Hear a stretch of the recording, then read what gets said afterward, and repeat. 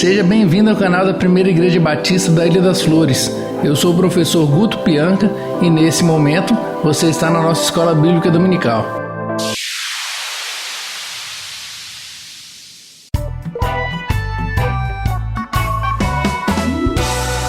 Que bom que você está aqui com a gente. Na nossa Escola Bíblica Dominical de hoje, vamos estudar a lição 18 com o título Uma Igreja Solidária. Lembrando que nossa revista Práticas Bíblicas, edição número 1, é produzida pela Convenção Batista do Estado do Espírito Santo. Galerinha, o texto base da nossa lição se encontra no livro de Atos, capítulo 6, versículos de número 1 até o 7, onde nós lemos sobre como os apóstolos resolviam os problemas da igreja primitiva. Aproveitando que a gente está falando da leitura bíblica, eu quero te lembrar, olha aí na tela, apesar de eu ter certeza que você já fez isso, que você sabe da importância de fazermos as devocionais propostas em cada uma das lições, eu quero te lembrar, para você ler durante a semana certinho.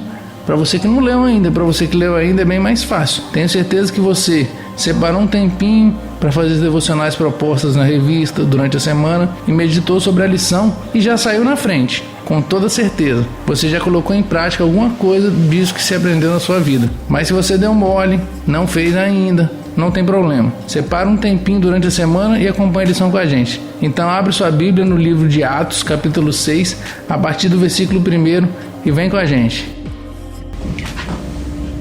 Naqueles dias, crescendo o número de discípulos, os judeus gregos, entre eles, queixaram-se dos hebreus porque suas viúvas estavam sendo esquecidas na distribuição diária de alimento. Por isso, os 12 reuniram todos os discípulos e disseram: não é certo negligenciarmos o ministério da palavra de Deus a fim de servir às mesas. Irmãos, escolham entre vocês 7 homens de bom testemunho, cheios do Espírito e de sabedoria. Passaremos a eles esta tarefa e nos dedicaremos à oração e ao ministério da palavra. Tal proposta agradou a todos. Então escolheram Estevão, homem cheio de fé e do Espírito Santo, além de Felipe, Prócoro, Nicanor, Timão, Pármenas e Nicolau, um convertido ao judaísmo proveniente de Antioquia. Apresentaram estes homens aos apóstolos, os quais oraram e lhes impuseram as mãos. Assim a palavra de Deus se espalhava. Crescia rapidamente o número de discípulos em Jerusalém e também um grande número de sacerdotes obedecia à fé. E aí, abriu a Bíblia aí? Se você não abriu, acompanhe a leitura comigo. Atos capítulo 6, a partir do versículo 1. Algum tempo depois, o número de judeus que se tornaram seguidores de Jesus aumentou muito, e os que tinham sido criados fora da terra de Israel começaram a se queixar dos que tinham sido criados dentro de Israel. A queixa deles era que as viúvas do seu grupo estavam sendo esquecidas na distribuição diária do dinheiro ou dos pães. Então, os 12 apóstolos reuniram todo o grupo de seguidores e disseram: não está certo nós deixarmos de anunciar a palavra de Deus para tratarmos de dinheiro. Por isso, irmãos, escolham entre vocês 7 homens de confiança, cheios do Espírito Santo e de sabedoria, e nós entregaremos este serviço a eles. Assim, nós poderemos continuar usando todo o nosso tempo na oração e no trabalho de anunciar a palavra de Deus. Todos concordaram com a proposta dos apóstolos. Então escolheram Estevão, um homem cheio de fé e do Espírito Santo, e também Filipe, Prócoro, Nicanor, Timão, Pármenas e Nicolau de Antioquia, um não-judeu que antes tinha se convertido ao judaísmo. Esses homens foram levados aos apóstolos, que oraram e puseram as mãos sobre a cabeça deles. A palavra de Deus continuava a se espalhar. Em Jerusalém, o número de seguidores de Jesus crescia cada vez mais, e era grande o número de sacerdotes judeus que aceitavam a fé cristã.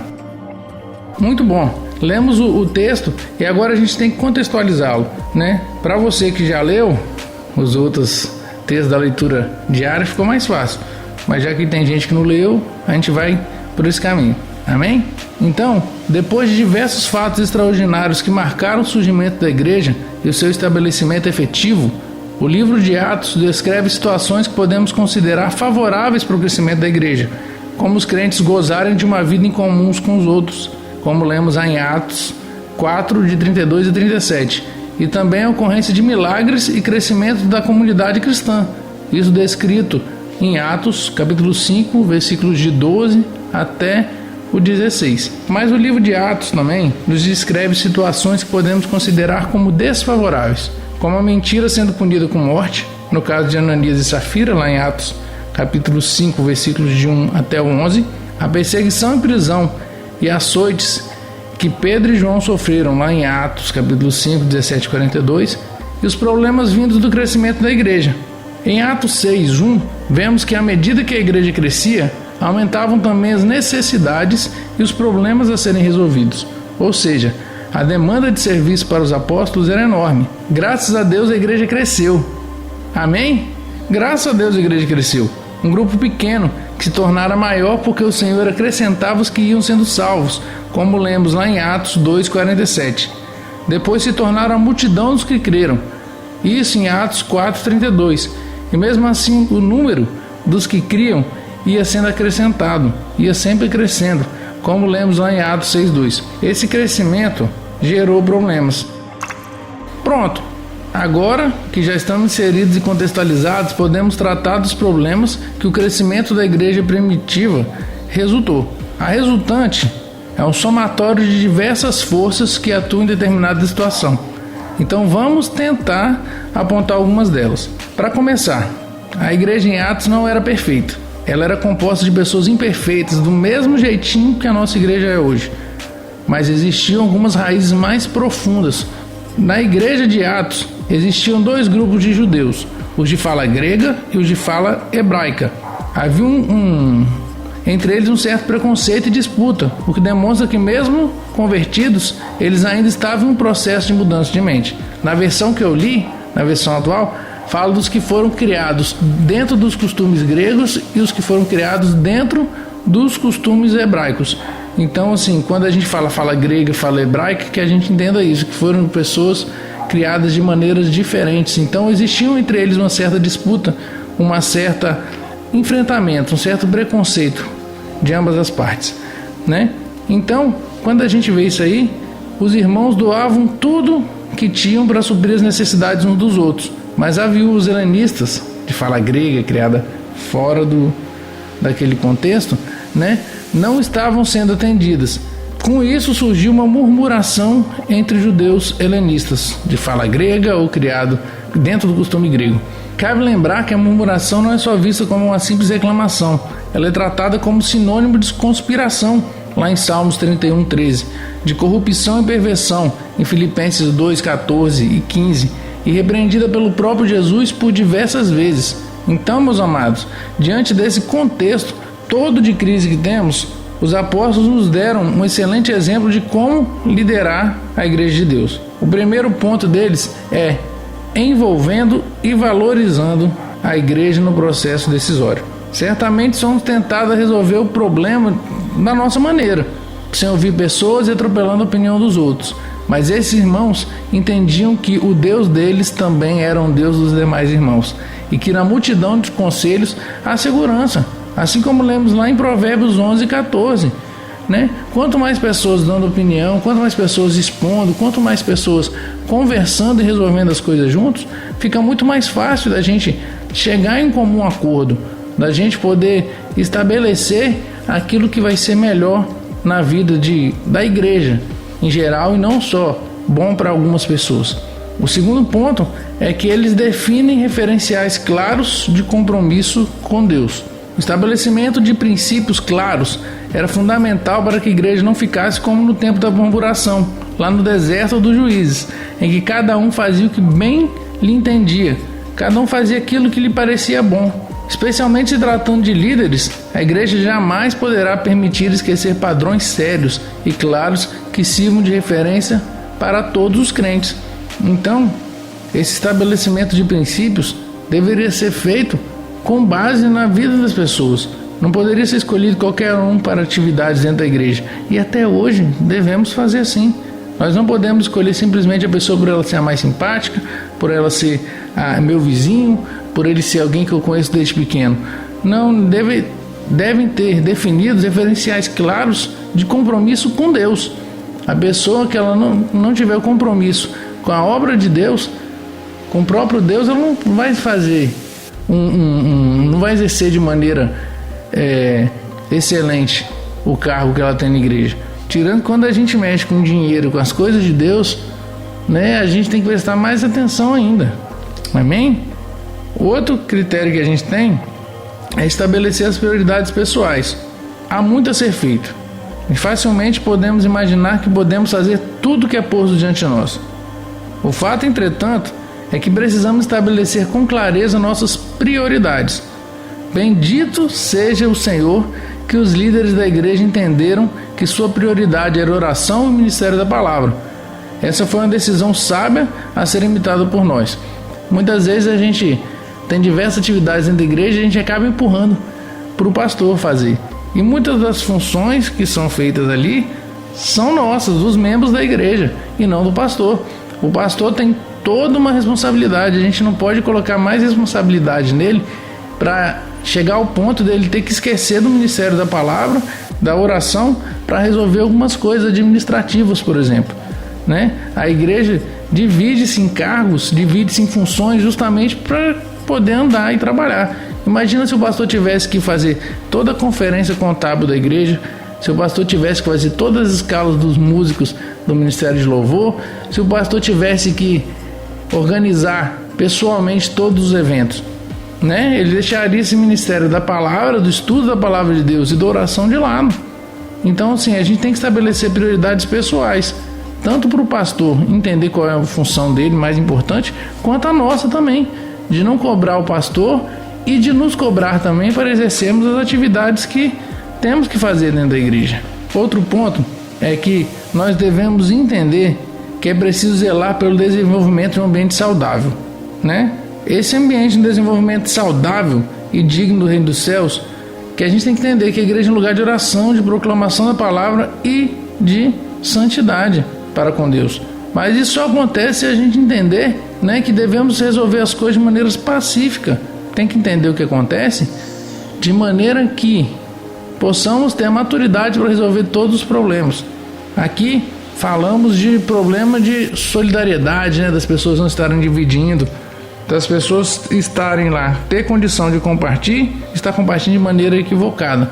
Então, da mesma maneira que falamos do reino de Deus, nós devemos entender que podemos retirar lições importantes daí. Apesar de estarmos falando de comida, né, do que comer, poderemos fazer essa tomada de decisão para diversas coisas diferentes da mesma maneira. A igreja ela tem que se reunir para resolver suas coisas. A igreja de Atos resolvia seus problemas de forma colegiada, buscando a via do diálogo e conciliação. Esse é um bom exemplo a ser seguido nas igrejas do nosso tempo. Quais os benefícios disso para a igreja? Quando a gente fala de resolver as coisas no diálogo, via colegiada, em algumas igrejas isso não acontece. Em algumas igrejas, na visão centralizada de liderança, a liderança impõe uma determinada coisa e os membros da igreja devem seguir. Isso gera que a maioria dos membros pode achar que não faz diferença na igreja, que a palavra deles não conta, ou que eles estão ali simplesmente para cumprir ordens dos líderes, o que não é verdade. O líder maior da igreja é Cristo, é Ele a quem devemos seguir, é através do que Ele nos ensinou que devemos continuar. E alguns problemas que são trazidos a nós, que acontecem nos nossos tempos, devem ser tratados de maneira colegiada, via diálogo, através da conciliação. As pessoas elas tendem muito a querer impor sua vontade, mas no reino de Deus nada é na força, né? Então a gente tem que entender que é preciso que nós conversemos sobre a palavra de Deus, à luz da palavra de Deus, e resolvamos os nossos problemas, pegando exemplos do que aconteceu lá no passado na Bíblia, por exemplo, né, nessa questão da solidariedade, mas poderíamos fazer isso em diversas outras situações onde a igreja se reúne para tomar algumas decisões importantes.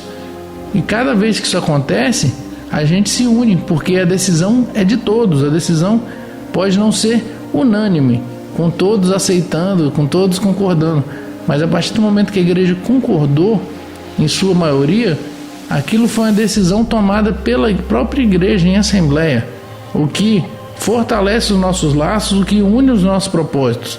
Aquilo mostra que a opinião de todos é válida, que possamos fazer isso na nossa vida. Muitas vezes a gente quer simplesmente impor a nossa vontade e esquece que nossos irmãos também são servos de Deus, que nossos irmãos também têm sabedoria, que os mais velhos já passaram por aquela situação e estão nos explicando quais os problemas que podem acontecer, e que os mais novos também podem pensar numa maneira diferente de resolver uma coisa que anteriormente era muito difícil, e hoje em dia, com o advento da tecnologia, do conhecimento, ficou muito mais fácil. Então, que possamos resolver as nossas coisas de maneira colegiada. Meus amados, vimos que 7 daqueles homens foram levados como diáconos. Vamos falar como diáconos, né? Não aparece a palavra certinha, não aparece a palavra escrita nesse texto que a gente leu, mas a gente vê que essa era a função, que era de fazer esse serviço administrativo, de atender as pessoas, de servir as pessoas, assim como os nossos diáconos hoje. E um desses 7 diáconos era Estevão dos 7 diáconos escolhidos para servirem as mesas, mas seu ministério não ficou restrito a essa função. Mas eu sinto que, se eu falar muito, eu vou atropelar a próxima lição. Já aproveita que você está com a curiosidade boa aí, chega com a lição preparada para a gente poder usufruir melhor na próxima lição do que o professor vai ensinar. Combinado?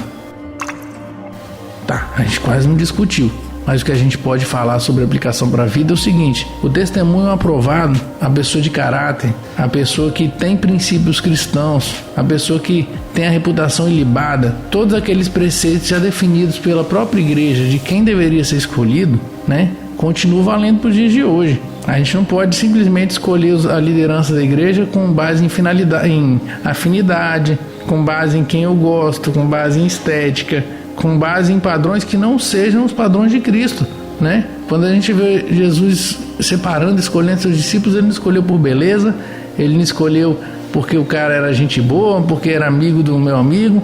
Não.